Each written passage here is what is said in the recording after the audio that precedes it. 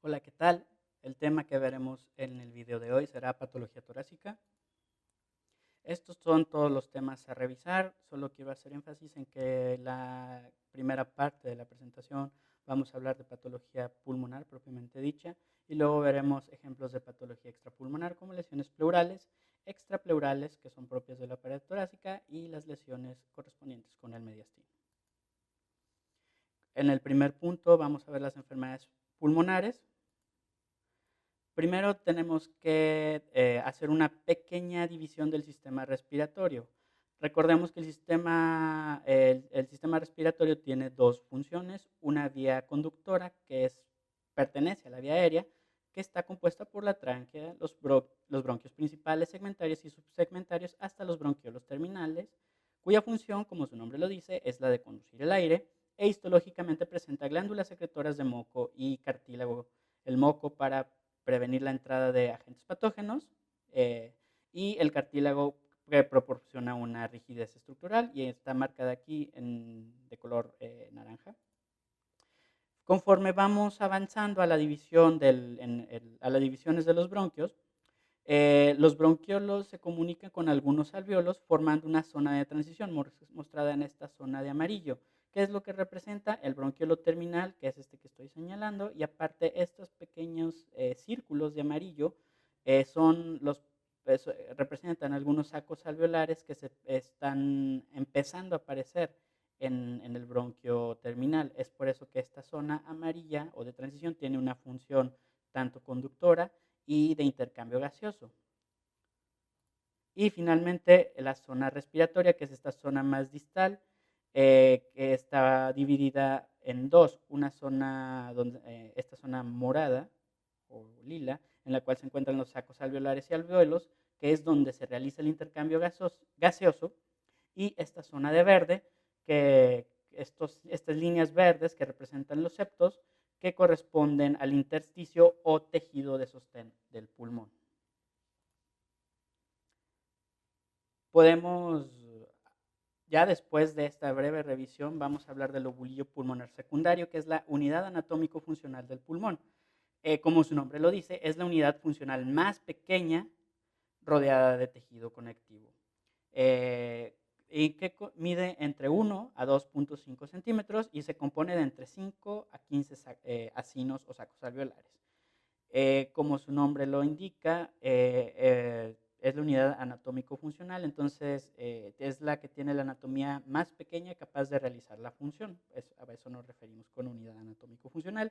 Y va a tener una porción de la vía de conducción, el bronquiolo terminal, en este caso representado por amarillo, que es donde va a llegar el aire, los espacios aéreos, representados en morado, los sacos alveolares, que es aquí donde, como ya sabemos, están los neumocitos y donde se realiza el intercambio gaseoso, y los septos interlobulares, representados aquí en verde. Estos septos, que son septos del intersticio, representan el tejido conectivo y de sostén, que es el que nutre a lo que es el tejido pulmonar propiamente dicho, y en los septos interlobulares hay vasos linfáticos. Esta división que acabo de decir es muy importante debido a que si se puede dividir de manera anatómico-funcional, podemos hacer también una división de las patologías como enfermedades propias de la vía aérea, las enfermedades del lobulillo, las cuales se van a dividir en dos, las enfermedades del espacio aéreo o de los sacos alveolares y las enfermedades del intersticio. Recordemos que hemos estado hablando de términos como el espacio aéreo ya en clases pasadas, y este es el por qué hemos estado haciendo esa división.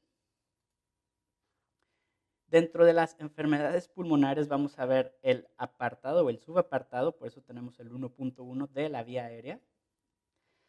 Las enfermedades de la vía aérea, dentro de las enfermedades podemos encontrar las bronquiectasias, que se tratan de la dilatación irreversible de los bronquios. En la radiografía de tórax pueden dar este aspecto de dedos de guante, y las causas pueden ser infecciones previas. Estas infecciones pueden ser crónicas, pueden dañar tanto la estructura del bronquio que lo pueden dejar dilatado, la fibrosis quística, patologías crónicas como el asma, deficiencias inmunitarias y también como complicación final de la aspiración. Aquí podemos ver en este zoom este patrón del bronquio, de la ramificación del bronquio, que corresponde a las manos de ese guante del que ya estábamos hablando. Y los signos directos que se pueden ver por tomografía, podemos ver el engrosamiento de la pared, como podemos ver en este caso. Aquí podemos ver cómo hay una alteración también del calibre de la vía aérea. Recordemos que los bronquios, se pueden ver el camino de los bronquios, la columna de aire de los bronquios, se puede ver hasta el tercio proximal del mediastino. Ya conforme vamos alejándonos o acercándonos a la periferia del pulmón, no se, si sufren una disminución de calibre normal. Y ya el verlos más o menos a estas alturas, el ver los bronquios a esta altura, a esta porción distal, nos habla de que están dilatados. Y el tercer signo es este signo característico del signo del anillo de sello, en el que el bronquio dilatado con su vaso sanguíneo correspondiente forman este aspecto de anillo de sello. Aquí tenemos una ampliación para poder ver la pared de estos tres bronquios dilatados con el sello propio del anillo que corresponde con su rama arterial pulmonar. Y aquí tenemos solo una foto para que vean el por qué le decimos así. Dentro de las enfermedades del lobulillo secundario vamos a encontrar las que cursan con aumento de la densidad. Recordemos que aquellas que afectan el espacio aéreo se van a formar un infiltrado alveolar, mientras que aquellas que afectan el intersticio nos van a dar un infiltrado intersticial. Así, en el infiltrado alveolar vamos a ver qué tanto lo ocupan, si lo ocupan parcialmente, un patrón en vidrio despulido, o completamente, una consolidación. Y podemos caracterizar su localización, si es difuso o si es localizado.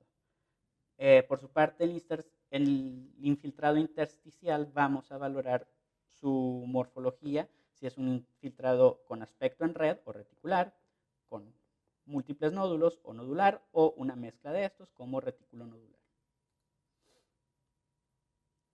Ahora sí, dentro de las enfermedades del espacio aéreo, hay una sustitución del gas normal del alvéolo por cualquiera de estas cuatro causas. Pus en el caso de infecciones, una neumonía por ejemplo, por líquido o agua en el caso del edema pulmonar, sea cardiogénico o no cardiogénico, por células como en procesos inflamatorios autoinmunes, o por cáncer, los tumores,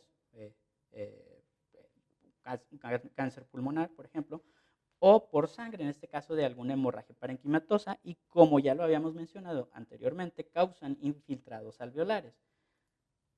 Podemos tener esta pequeña nubecita que representa un alveolo normal, un saco alveolar normal, cómo se sustituye parcialmente.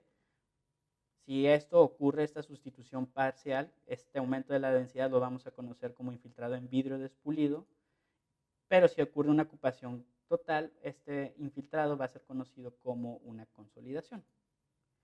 Así, por ejemplo, en el primer caso, el aumento de la densidad que permite observar bronquios y estructuras vasculares, una sustitución parcial, lo vamos a conocer, como ya habíamos dicho, como infiltrado en vidrio despulido, es menos denso que una consolidación, y aunque en una radiografía de tórax, como por ejemplo en este caso vemos un leve aumento de la densidad en las bases pulmonares, en este caso podemos ver cómo tiene ese aspecto de vidrio despulido o vidrio esmerilado o ground glass, si lo quieren buscar en inglés, para que vean cómo está aumentado. Estas zonas que están circunscritas en este color, en estos círculos, son esas zonas que tienen el aumento de la densidad. Comparémoslo con estas zonas, digamos, más posteriores, o esta zona anterior derecha, que tienen una densidad relativamente conservada. Cuando hay una sustitución total, por las cuatro causas que ya vimos, estaríamos hablando de una consolidación. Las características de una consolidación, aparte de que la densidad va a ser mayor que en un infiltrado en vidrio despulido, vamos a tener márgenes mal definidos, excepto cuando está contactando a una fisura o la periferia pulmonar. Puede coexistir con atelectasia. Recordemos que las atelectasias como característica aumentan la densidad. Pueden presentar broncograma aéreo y están asociados con signo de la silueta y con broncograma aéreo. Aquí en este caso podemos ver una neumonía del lóbulo, del lóbulo superior, en el cual podemos ver el aumento de la densidad. Observemos cómo la tráquea, las estructuras mediastinales no están retraídas. Es una característica muy importante, donde no está jalando ni retrayendo, simplemente el gas, el espacio del gas es el mismo, solo que se está sustituyendo. Y vemos el broncograma aéreo, estas pequeñas zonas que estoy siguiendo son los bronquios que están siendo delimitados. Tenemos otros ejemplos. En el paciente de su izquierda podemos ver cómo tiene una consolidación casi completa del lóbulo inferior izquierdo. Vemos la columna de aire del broncograma. Vemos que tiene unas cuantas zonas de vidrio despulido aquí en esta porción anterior, en el lóbulo medio del lado derecho. Y en este otro paciente, a su lado derecho, podemos ver cómo los segmentos posteriores tienen el broncograma. El broncograma, les recuerdo, son los bronquios que se están delimitando debido a la sustitución del gas por, en este caso, por pus, por esta neumonía. Comparen esta imagen con esta otra anterior, donde no se ven los bronquios, y como aquí sí se ven en esta porción posterior. ¿Qué es lo que vamos a verle a las enfermedades del espacio aéreo? Vamos a ver su distribución anatómica, si es generalizado, bilateral y difuso, si es localizado, ya sea en un lóbulo o en un segmento pulmonar, si está simétrico o asimétrico, y los márgenes si están circunscritos o no circunscritos. Dentro de las causas de patrones alveolares difusos podemos encontrar el edema, cardiogénico o no cardiogénico, la hemorragia, que puede ser en pacientes con anticoagulantes, alguna enfermedad hematológica o posteriores al trauma, tumores como carcinoma bronquiolo-alveolar o linfoma, exudados, en este caso neumonías de los distintos tipos, u otras causas como neumonías intersticiales o proteinosis alveolar. En este paciente con edema pulmonar no cardiogénico podemos ver cómo está el infiltrado, más bien el infiltrado alveolar. Vemos cómo que está formando una consolidación bilateral. Vemos el broncograma aéreo, vemos los bronquios principales delimitados y vemos la opacidad que está afectando a ambos pulmones. Podemos decir que este paciente está en la unidad de cuidados intensivos debido a que tiene un tubo endotraqueal, una sonda nasogástrica, los cables de monitoreo. Dentro del patrón alveolar lobarosegmentario podemos ver los distintos tipos de neumonías, también los carcinomas alveolares y la neumonía por radiación en el caso de los pacientes tratados con radioterapia. Podemos ver cómo están las opacidades, como en este caso unilaterales, que no está afectando todo el pulmón. Vemos que está en el lóbulo superior del lado derecho, vemos cómo está más focalizado, en otro paciente. Dentro del patrón alveolar no circunscrito, podemos encontrar que se manifiesta como una neumonía con múltiples focos o unifocal, de bordes irregulares, y los ejemplos pueden ser bronconeumonías, neumonías micóticas, pacientes que tengan tromboembolismo, carcinoma de células alveolares, linfoma, neumonías intersticiales y neumonías por radiación. Y como se va a ver, vemos cómo tiene esta densidad adyacente al mediastino. Vemos cómo no está bien delimitada, vemos cómo tiene broncograma, que ya habíamos dicho, y la característica de esto es que no vemos que no vemos que esté bien circunscrito, no vemos que los límites estén bien delimitados. Respecto a las enfermedades intersticiales, tenemos que recordar que estas se manifiestan por engrosamientos del intersticio, ya sea por líquido, por presencia de tejido fibroso o de infiltrado celular. Esto nos causa opacidades reticulares debido al engrosamiento de los septos, y una característica importante que tiene es que no respetan los límites lobares debido a que el intersticio se distribuye a través de todo el pulmón. Y aquí, por ejemplo, podemos ver en verde cómo en esta representación de un lóbulo pulmonar, en el cual vemos cómo hay intersticio adyacente a la pleura y hay intersticio que va del ilio a la periferia, y cómo hay intersticio también a nivel de los lobulillos pulmonares secundarios. Entonces el intersticio está en presente en todo el pulmón. Esto es lo que explica que este tipo de opacidades no respete esos límites.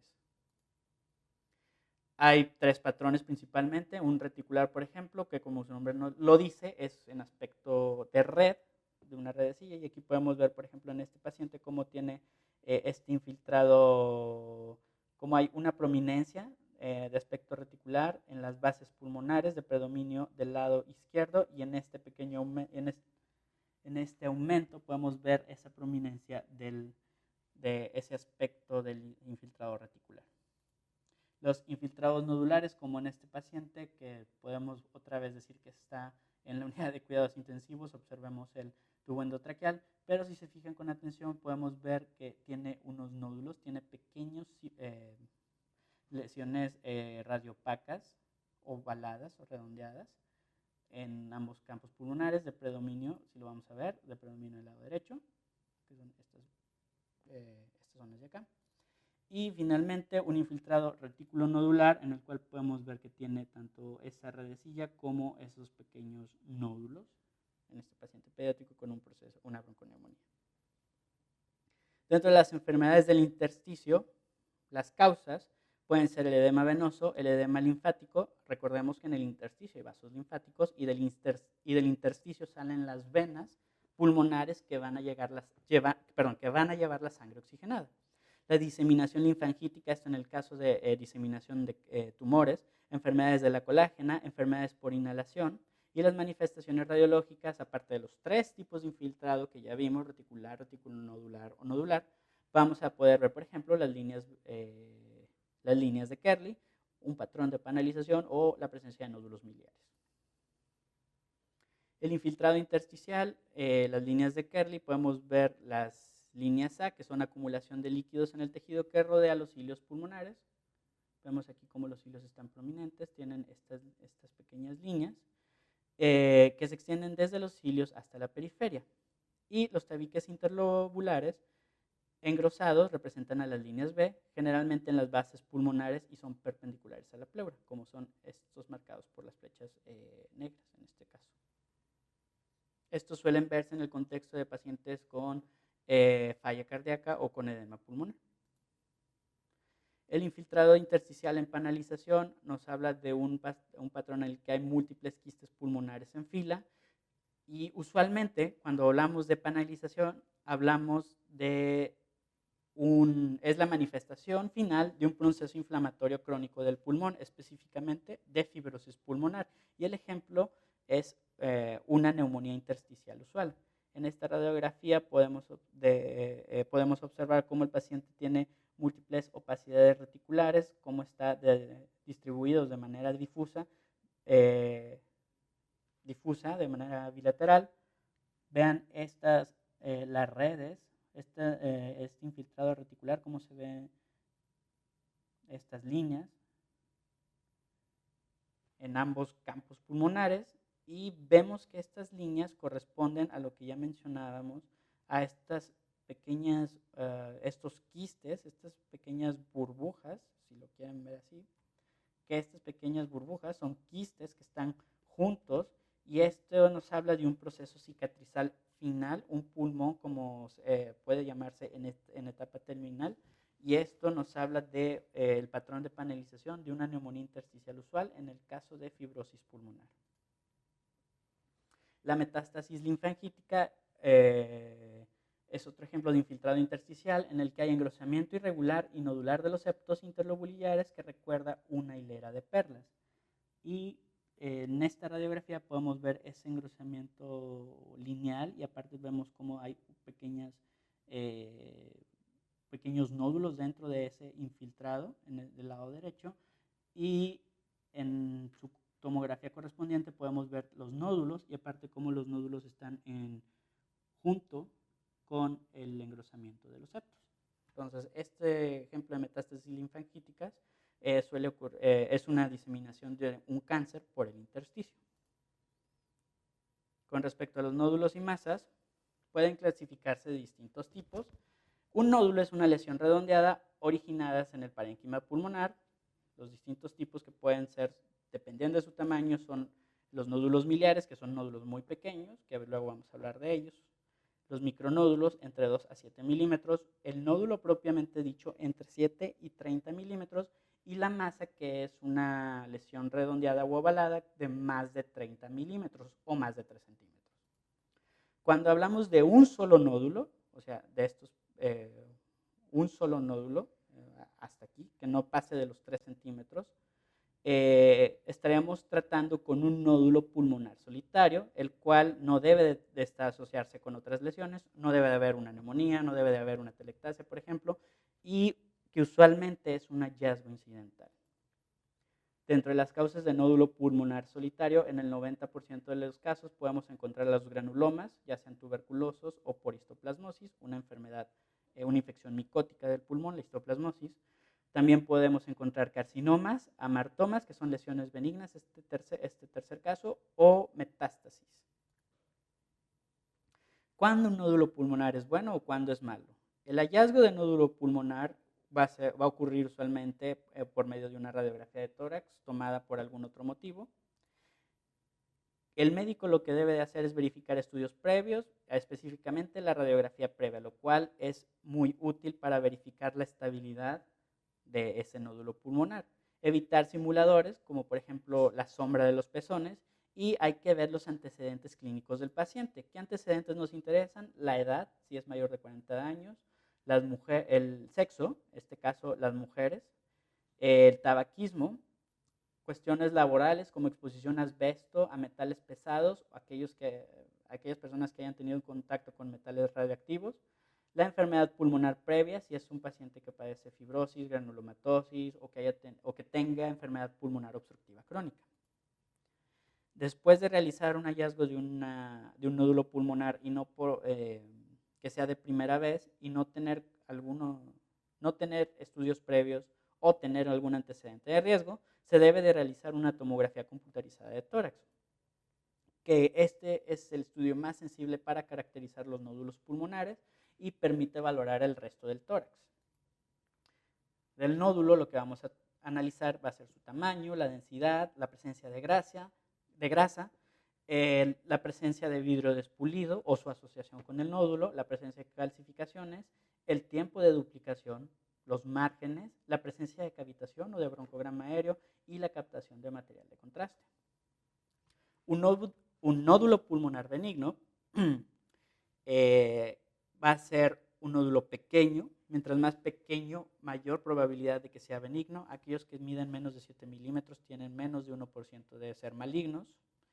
El crecimiento, si el nódulo está estable por años, es altamente probable que sea benigno. La presencia de grasa, que es un dato de benignidad, y esto nos ayuda a diagnosticar amartomas, y existen patrones de calcificación benignos, como aquellos que son difusos, como el caso de los granulomas calcificados, aquellos con calcificación central, en laminar o en aspecto de palomitas de maíz. Estas características son difícilmente demostrables por radiografía, es por eso que se tiene que hacer una tomografía, y en esta radiografía podemos observar, señalado por una flecha, este pequeño nódulo que está en el campo pulmonar derecho. Vemos en otro paciente un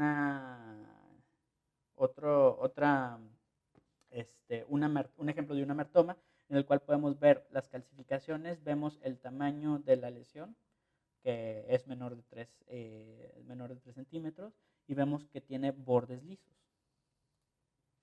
Los márgenes o los bordes, los lisos, como en el caso anterior, nos habla de benignidad, y aquellos que son lobulados nos hablan de un riesgo intermedio. Y la captación de material de contraste.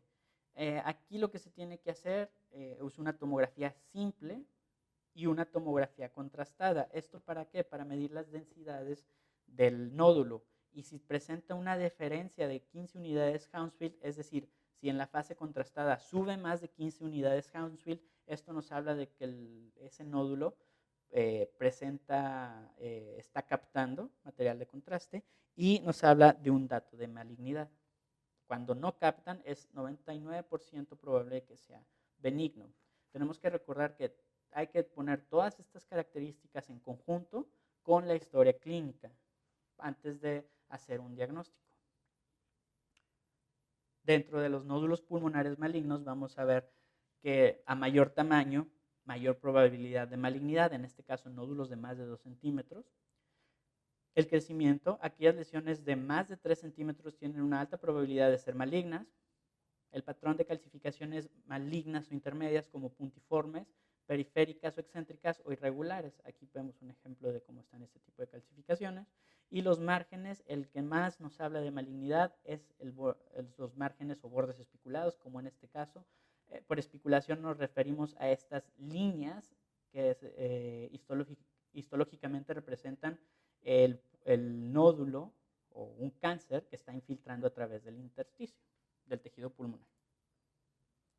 Ver si un nódulo tiene un componente subsólido, o ya sea vidrio despulido o sea sólido y con vidrio despulido.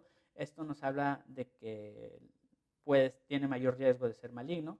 Si hay aire en su interior, ya sea cavitación o broncograma aéreo, estas dos características nos hablan de que la lesión puede estarse necrosando. La presencia de aire en su interior es lo que nos habla. Y, como ya dijimos anteriormente, la captación de material de contraste. Respecto a los nódulos pulmonares múltiples, se habla de ellos cuando hay 2 o más nódulos con diámetros inferiores a 3 centímetros. La principal causa son las metástasis, y otras causas de nódulos pulmonares múltiples corresponde a los procesos infecciosos como la TB miliar, infecciones por hongos o fúngicas, el linfoma, la granulomatosis de Wegener o malformaciones arteriovenosas. Un ejemplo de nódulos múltiples o micronódulos o nódulos miliares, para ser más específicos, es la tuberculosis miliar, que esto nos habla de la diseminación hematógena de la bacteria Mycobacterium tuberculae, en la cual podemos ver los múltiples nódulos, este aspecto, cómo vemos estos múltiples puntos, estos múltiples micronódulos, los cuales podemos apreciar mejor en esta ampliación de la porción inferior de este paciente, y que el nombre de miliar se debe al aspecto que semeja a las semillas de mijo. Dentro de los nódulos pulmonares múltiples, como ya dijimos, la primera causa son las enfermedades metastásicas, y aquí podemos ver en esta tomografía en corte axial los múltiples nódulos que tiene este paciente. Y en este otro caso podemos ver un infiltrado reticulonodular. Este es en otro paciente también con diseminación linfática. El tumor pulmonar primario a nivel mundial es el líder como causa de muerte por cáncer. El cáncer pulmonar es el cáncer más frecuente en hombres y mujeres. La utilidad de la imagen radica en poder realizar diagnóstico, ya sea por tele de tórax o por tomografía, principalmente por tomografía. Estadiarlo. Al estadiarlo nos referimos a qué tan avanzado está, si se quedó en el pulmón, si está afectando estructuras vecinas, o si ya se diseminó, si ya hizo metástasis o enfermedad a distancia. Para eso podemos utilizar la tomografía, el PET-CT, y se utiliza el sistema de TNM, que la T es de tumor, la N es de nódulo o enfermedad ganglionar o metástasis. La enfermedad metastásica podemos verla por TAC o por PET-CT, y hay casos especiales como el tumor de Pancoast, que son tumores apicales que pueden invadir el mediastino o la columna, y para eso podemos requerir caracterizarlos por resonancia magnética. En esta radiografía podemos observar esta lesión, que vemos que tiene una dimensión similar a un cuerpo vertebral. Entonces podemos decir que es más de 3 centímetros. Ya lo podemos catalogar como masa. Vemos que está en el campo pulmonar izquierdo. Es otro ejemplo, bueno, más bien es el mismo ejemplo de la misma lesión, y podemos ver cómo en el caso de la radiografía de la derecha, vemos esta opacidad en el ápice pulmonar. Vemos cómo esta lesión sobrepasa la clavícula, nos da un signo el signo cervicotorácico, y podemos decir que esta lesión se ubica en el mediastino posterior. Ejemplos de tumores por tomografía, podemos ver esta tomografía contrastada, esta lesión, observemos cómo está con una menor densidad, un poco menor comparado con la periferia. Esto nos habla vemos el gran tamaño de la lesión, cómo mide más de un cuerpo vertebral, podría ser casi de 10 centímetros en su eje más largo. Vemos cómo en la periferia tiene un poco de realce. Vemos esta otra lesión, la lesión es esta de aquí, y el resto corresponde a una atelectasia que está causando del lóbulo superior. Y esta misma lesión, vemos en un estudio de PET-CT, vemos cómo esta lesión, esto de aquí, que hasta tiene un poco de aire en su interior, que nos habla que puede estar cavitada, esta lesión está captando FDG, está captando glucosa. Más otras características u otras presentaciones del carcinoma pulmonar, podemos ver cómo tiene podemos ver esta densidad localizada a nivel del lóbulo medio, correspondiente aquí en la tomografía. Vemos que tiene esta lesión. Esta lesión de la radiografía se delimita mucho mejor en la tomografía en ventana pulmonar. Es por eso que se tiene que tomar una tomografía pulmonar. Y podemos ver el tamaño de la lesión, como es una masa, como mide más de 3 centímetros. Vemos sus bordes espiculados, su morfología irregular. Vemos esta otra lesión en la cual podemos ver que tiene broncograma aéreo. Vemos estas otras dos lesiones en las cuales tenemos un componente. Este sería un pequeño nódulo con vidrio despulido, y esta otra es un nódulo también subsólido con un componente sólido y con vidrio despulido alrededor, que son manifestaciones de un carcinoma pulmonar. La patología pulmonar que acabamos de ver eran lesiones que cursaban con aumento de la densidad. Ahora vamos a ver algunas lesiones que son radiolúcidas o que cursan con disminución de la densidad. Vamos a iniciar. Bueno, recordemos que estas condiciones que disminuyen la densidad tienen en común la falta de tejido pulmonar. Y podemos encontrar estas 4 situaciones. Primera, la enfisema como áreas de baja atenuación sin paredes visibles que resultan de destrucción del parénquima. Los quistes como zonas de radiolucidez con un diámetro menor a 1 centímetro, que son de pared delgada y llenas de gas. La bula, que podríamos catalogarlo como un quiste de mayor tamaño, una zona de radiolucidez mayor a 1 centímetro, de pared delgada también llena de gas. Y finalmente la cavitación, que es una zona de radiolucidez cuya principal característica es el grosor de su pared, que mide más de 3 milímetros. El enfisema está asociado usualmente a tabaquismo. En radiografía de tórax pueden apreciar datos de atrapamiento aéreo como la expansión de ambos hemitórax en esta radiografía, el aplanamiento de los hemidiafragmas. En la radiografía lateral se ve cómo hay un aumento del espacio retroesternal y ese aplanamiento de los hemidiafragmas que les decía. Esta se mejora a valor por tomografía, ahorita la vamos a ver, y en pacientes jóvenes se asocia con deficiencias de alfa-1 antitripsina. Esta es una tomografía de otro paciente en la cual podemos ver estas pequeñas zonas con disminución de la densidad. Comparamos estas del lado derecho como se ve un poco más gris, a diferencia de estas como se ven estas zonas, las cuales corresponden a unas zonas con enfisema. Dentro de los quistes y bulas son espacios dentro del parénquima pulmonar llenos de aire, a pesar de que su nombre diga quistes, para no confundirlos. Los quistes pulmonares tienen aire, tienen pérdida del tejido alveolar y son de pared delgada. Esto es muy importante, que no tengan una pared engrosada. Una pared engrosada nos puede hablar de una cavitación o de una sobreinfección del quiste. Se diferencian por su tamaño, ya lo dijimos, el quiste es menor de 1 centímetro, las bulas pueden ser mayores a 1 centímetro, y lo que tienen en común es que pueden predisponer a neumotórax espontáneos. En esta imagen, por ejemplo, podemos ver esta imagen descrita como un quiste. Vemos esa pared delgada, vemos cómo es una lesión única.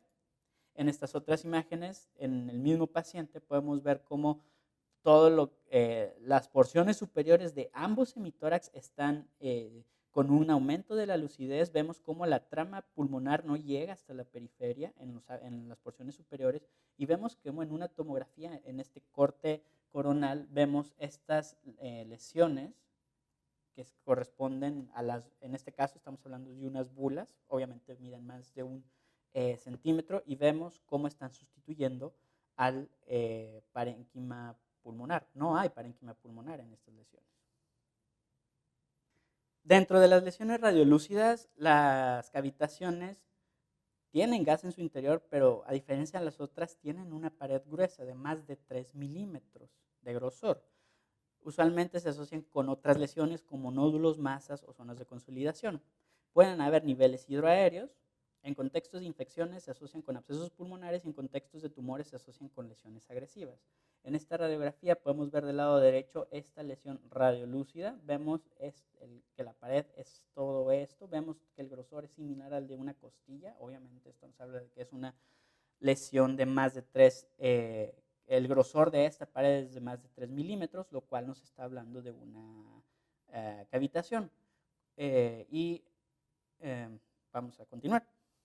Las causas pueden ser quistes broncogénicos infectados, carcinomas que se estén cavitando o que tengan un proceso de necrosis interna, abscesos pulmonares, tuberculosis, bulas que se hayan sobreinfectado, metástasis que estén cavitadas o una bola fúngica o bola de hongos que ahorita vamos a ver.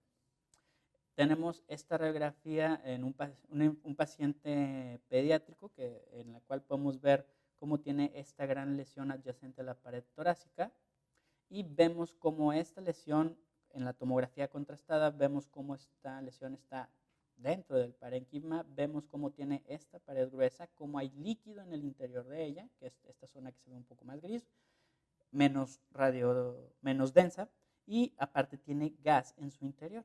Entonces esto nos habla de que este paciente tiene un proceso infeccioso complicado.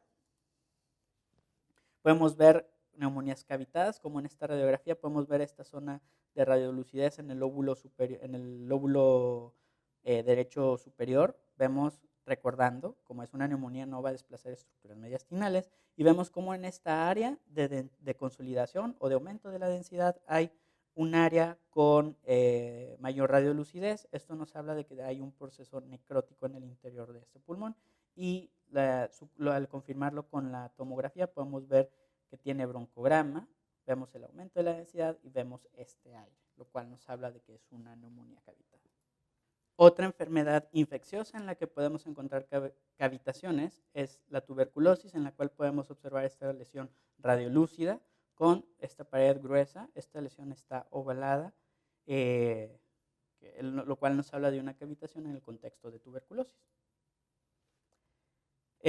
Un paréntesis, en la tuberculosis también podemos encontrar la diseminación endobronquial, que son zonas de nódulos centrolobulillares con un patrón lineal de ramificación, con un aspecto de árbol en gemación. Esto se puede ver mucho mejor en la tomografía y en la cual podemos ver todos estos nódulos pequeños.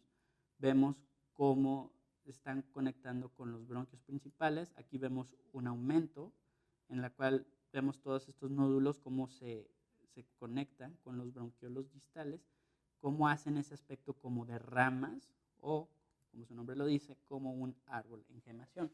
Que esto también es un hallazgo. Esto nos habla de la diseminación endobronquial de la tuberculosis. No hay que confundirla con la tuberculosis miliar.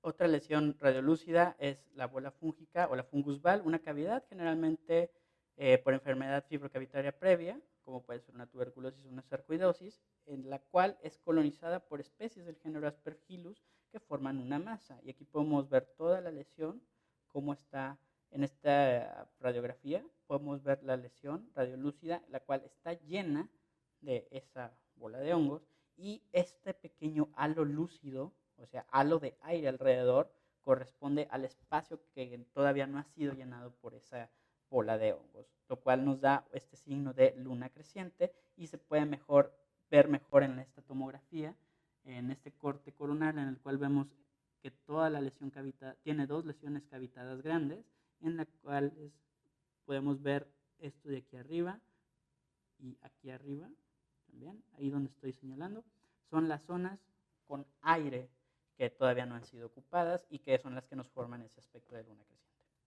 La pleura es una capa de mesotelia formada por dos hojas, una parietal externa y una visceral que contacta los pulmones, crean un espacio virtual con escasa cantidad de líquido que permite el desplazamiento de los pulmones durante la respiración, y las fisuras son reflexiones de la pleura visceral que separan los lóbulos pulmonares. La formación del líquido pleural normal es algo que vamos a repasar rápidamente. Nada más recordemos que el líquido pleural es originado como un ultrafiltrado del plasma, de los vasos de la microvasculatura intercostal y de la microvasculatura bronquial o del parénquima. Vemos que ese filtrado microvascular permea o pasa por las pleuras al espacio pleural, y una parte de este líquido es drenado por los linfáticos de la pleura parietal. Esto está en balance dependiendo de las fuerzas de Frank Starling. Para la formación de un derrame pleural, ¿qué es lo que puede ocurrir? Lo que puede ocurrir es que haya disminución de la presión oncótica. Esto lo que nos causa es mayor salida de líquido. Otra situación es la que haya bloqueo linfático y se acumule el líquido. El líquido se produce normalmente, pero no se drena como debería. Que hay un aumento de la presión hidrostática, esto en casos de, por ejemplo, insuficiencia cardíaca. Y esto condiciona mayor salida de líquido y su correspondiente acumulación. Y finalmente un aumento de la permeabilidad capilar por procesos inflamatorios de la pleura, por ejemplo, y esto finalmente nos va a llevar a la acumulación de líquido. El derrame pleural o hidrotórax es una acumulación anormal de líquido pleural. Hay que distinguir sus características entre exudado y trasudado. Los signos radiológicos de derrame pleural los vimos en el video pasado: el borramiento del seno costofrénico y el signo del menisco. Y los tipos de derrame, dependiendo de su comportamiento, pueden ser libre, loculado, pueden ser pseudotumor o un hidroneumotórax. El hidrotórax clásico o típico, podemos ver el signo del menisco en esta radiografía del lado izquierdo. Podemos ver un derrame masivo. Vemos como este derrame masivo ya está causando una elevación de los bronquios del lado derecho.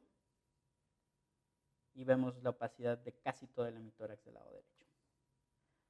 ¿Cómo distinguir un trasudado por una efusión? Básicamente lo que hay que pensar es que el trasudado puede deberse a causas generales o causas sistémicas como insuficiencia cardíaca, hepatopatía, insuficiencia renal, a diferencia de una efusión, que una efusión nos habla de causas locales, como por ejemplo una infección pleural, un empiema, una hemorragia, un cáncer en la pleura, que son patologías locales.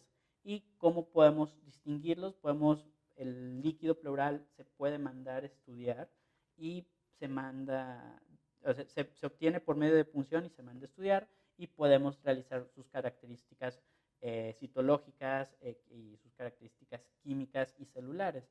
Existen los criterios de Light, de los cuales solo voy a mencionar la presencia de LDH, que es una enzima, la relación entre el líquido, la relación de proteínas entre el líquido pleural y las proteínas séricas, y la relación de la LDH entre el líquido de la pleura y el suero, y las presentes en el suero sanguíneo. Estos son los 3 criterios de Light. Si está presente uno de estos, estamos hablando de que es un exudado. Si no está presente, estamos hablando de que es un trasudado. Y otras cosas que nos ayudan es el contenido total de proteínas, la presencia de colesterol, la relación de colesterol entre el líquido de la pleura y el suero, y la relación de proteínas entre el suero y las proteínas séricas y las proteínas del líquido pleural. Los tipos de derrame, bueno, ya vimos el trasudado, el exudado. Aquí están las distintas causas que mencionábamos: el trasudado, la insuficiencia cardíaca, insuficiencia renal, síndrome nefrótico, que es un tipo de alteración renal, la hipoalbuminemia y la cirrosis. Y las causas de exudado, como ya mencionamos: infecciones, empiema, pancreatitis, esto nos daría un exudado del lado izquierdo, enfermedades de la colágena, malignidad y embolismo pulmonar. La toracocentesis, solo como mención, es un procedimiento que permite obtener el líquido pleural. Se punciona el tórax del paciente para obtenerlo y para obtener el líquido para su estudio, o incluso como un método de alivio a las molestias del paciente. Como el líquido está ocupando lugar, puede dificultar la ventilación, la respiración de los pacientes, pudiendo causar disnea. Entonces, es un método que puede aliviar las molestias del paciente. El líquido obtenido será enviado a estudiar para realizar recuento celular, su estudio bioquímico, microbiológico y anatomopatológico. Los tipos de derrame: el derrame libre, el líquido libre, que lo cual lo podemos confirmar con una radiografía lateral, como ya vimos hace 2 clases. El derrame loculado, que se debe a adherencias en el espacio pleural secundario a empiema o hemotórax. Estos derrames loculados pueden hablarnos de procesos infecciosos también. Un derrame subpulmónico, que es un derrame entre el pulmón y el diafragma, que son derrames inferiores. El pseudotumor, que es un derrame en las cisuras interlobales que simula tumor. Recordemos que las cisuras son proyecciones de la pleura visceral que crean otro espacio en el que se puede acumular el líquido. El sitio más frecuente es la cisura menor en un 75%, no se modifican al cambiar la posición del paciente y la causa más común es la insuficiencia cardíaca. Y aquí en esta radiografía podemos ver cómo en la topografía de la cisura menor vemos esta lesión ovalada bien delimitada, vemos este pequeño ángulo agudo que hace en su porción medial y vemos que representa el sitio donde se está juntando la pleura visceral, y aquí en esta proyección lateral vemos esta configuración ovalada, como si fuera, hagan de cuenta, un limón. Pueden haber, digamos, conjunción de patologías, un hidroneumotórax en el cual hay aire y líquido en el espacio pleural. Puede verse a trauma, cirugía o a fístula broncopleural.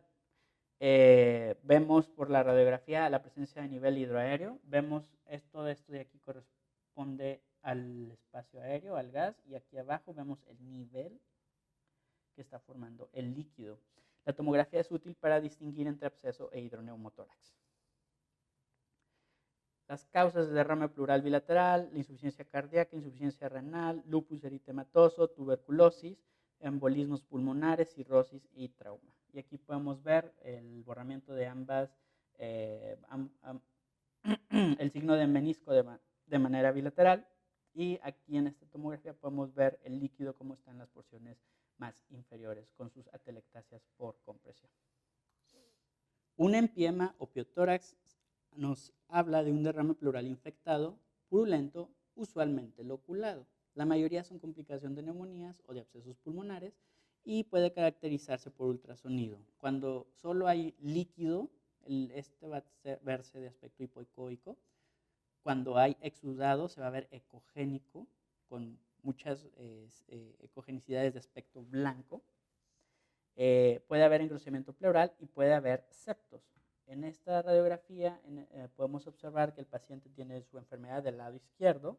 Podemos observar cómo el parénquima pulmonar sano está comprimido, desplazado anteriormente, y vemos cómo esto está afectando casi todo el hemitórax. Pero aquí solo podemos decir que hay un aumento de la densidad.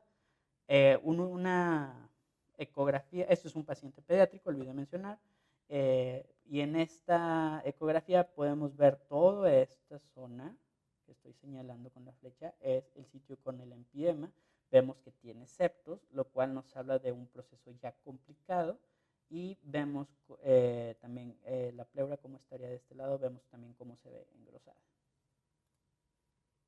El empiema, por medio de tomografía computarizada, vamos a ver si está libre o loculado, si hay vamos a ver su extensión, su localización, la presencia de engrosamiento pleural, de enfermedad pulmonar concomitante. Recordemos que un empiema puede ser complicación de un absceso pulmonar, y la captación de material de contraste. Y en esta tomografía, por ejemplo, podemos ver cómo este derrame tiene septos, cómo está en la porción, cómo está en el hemitórax derecho, cómo está comprimiendo el parénquima pulmonar, que es esto de que estoy señalando aquí arriba, y aparte tiene gas. Algo importante o algo que nos puede servir aquí también es que la distribución del gas. Como este gas no está flotando libre en las porciones superiores, está atrapado en el espesor del empiema, Esto nos puede hablar de que el contenido es muy espeso. Entonces, esto si se quisiera puncionar, sería una punción fallida o no se obtendría un drenaje adecuado debido al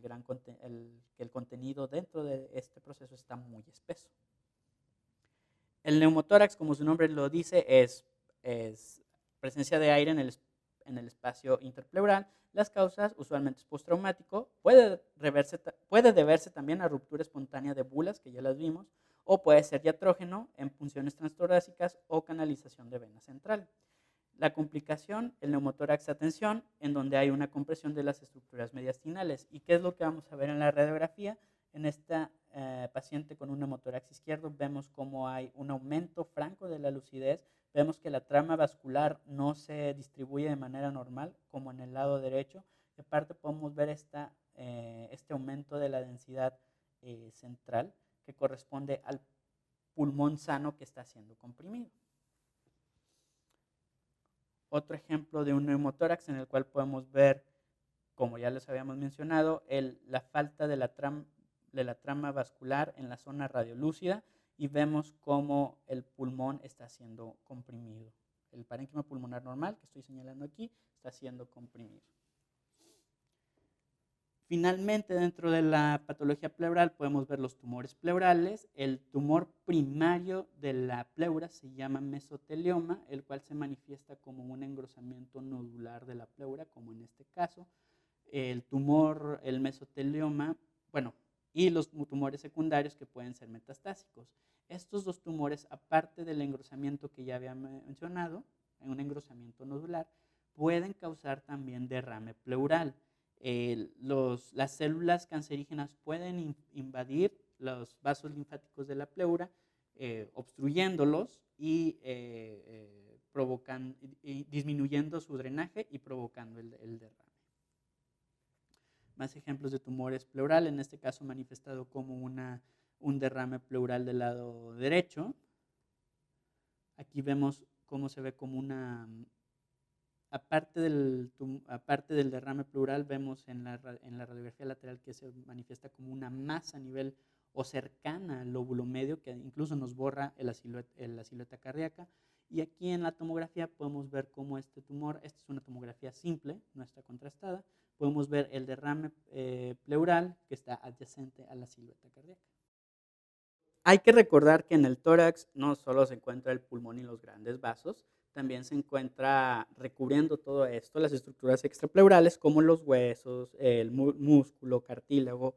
Entonces, este tipo de lesiones, las lesiones extrapleurales son convexos hacia el pulmón, forman un ángulo obtuso con la pared torácica. Estas lesiones indentan, protruyen hacia el pulmón, formando este tipo de ángulos, como en esta lesión en la costilla. El diámetro horizontal es mayor que el diámetro vertical también. El espacio extrapleural se localiza entre la pleura parietal y la caja torácica e incluye estructuras mediastinales que ya les había mencionado: huesos, músculo, vasos, nervios y tejido conectivo. Podemos ver en esta lesión a nivel del ápice cómo se está, lo que les mencionaba, cómo se está indentando, cómo se mete hacia el tejido pulmonar. Y como les vamos a ver en la radiografía, con el signo del borde incompleto, que está mejor caracterizado en esta ampliación, en la cual podemos ver que no se puede visualizar completamente la lesión. Vemos cómo, y aparte, además tiene estos ángulos agudos. El signo del borde incompleto nos habla de que como parte de la lesión se origina, en teoría, de la pared torácica, esa parte originada no se va a ver, lo que condiciona que el borde se vea incompleto. Aquí tenemos otra lesión a nivel del casi ápex pulmonar, en la cual tampoco se puede delimitar muy bien la lesión. Finalmente, el mediastino es la región comprendida entre ambos pulmones, se delimita lateralmente por las pleuras parietales y se divide en un compartimiento anterior entre el esternón y la cara anterior del corazón y los grandes vasos, que sería esta zona de aquí. El medio es un compartimento que va desde el borde anterior del corazón y aorta hasta el borde posterior cardíaco, que sería todo este espacio, y uno posterior, que es un compartimiento entre el borde posterior cardíaco y el borde anterior de la columna vertebral. El mediastino posterior incluye la región paravertebral, los, entiéndase, las estructuras alrededor de la columna, entre la cual se encuentran los nervios y que son también, digamos, las lesiones de los nervios espinales son también lesiones del mediastino posterior. Las características de las lesiones mediastinales: no presentan broncograma aéreo, tienen márgenes obtusos con el pulmón, interrumpen las líneas mediastinales y puede estar asociado a alteraciones óseas. Dentro de las lesiones del mediastino anterior se encuentran las 4T, un timoma, los tumores tiroideos, teratomas y el terrible linfoma. Son lesiones que borran la silueta cardíaca debido a que el borde cardíaco, bueno, los bordes cardíacos están en contacto con el mediastino anterior. Y así podemos observar esta lesión que nos está borrando, este aumento de la densidad que nos está borrando la silueta cardíaca derecha. En su radiografía lateral podemos ver cómo el espacio retroesternal, correspondiente con el mediastino anterior, está ocupado, está con aumento de la densidad, y aquí podemos ver cómo estas zonas se corresponden con esta masa prevascular, está anterior a la aorta, y que es lo que causa esa ocupación del espacio prevascular del mediastino anterior, y corresponde con un timoma. Dentro del mediastino medio podemos encontrar los aneurismas. Recordemos que hay múltiples estructuras vasculares, en este caso la aorta torácica, su porción ascendente, como en este aneurisma, esta dilatación, o podemos ver que aparte de que está dilatada, que aparte de que tiene un aneurisma, tiene una disección, que en la disección nos habla de que hay una separación de la íntima y la media de las paredes del vaso, que es lo que nos da estas dos luces, estos dos interiores dentro de la porción ascendente. Finalmente, las lesiones de mediastino posterior, recordemos que no van a borrar la silueta cardíaca, son masas retrocardíacas, y así podemos ver como esta lesión que está del lado derecho, podemos ubicarla posterior simplemente por el hecho de que no borra la silueta cardíaca derecha. Vemos en la radiografía lateral cómo comprobamos cómo está en la porción posterior, y en la tomografía contrastada podemos ver que esta lesión es una lesión paravertebral que corresponde con un ganglioneuroma. Otras lesiones del mediastino posterior, les recuerdo, son las lesiones que nacen de los nervios espinales, como los schwannomas y los neurofibromas. Y eso sería todo. Muchas gracias.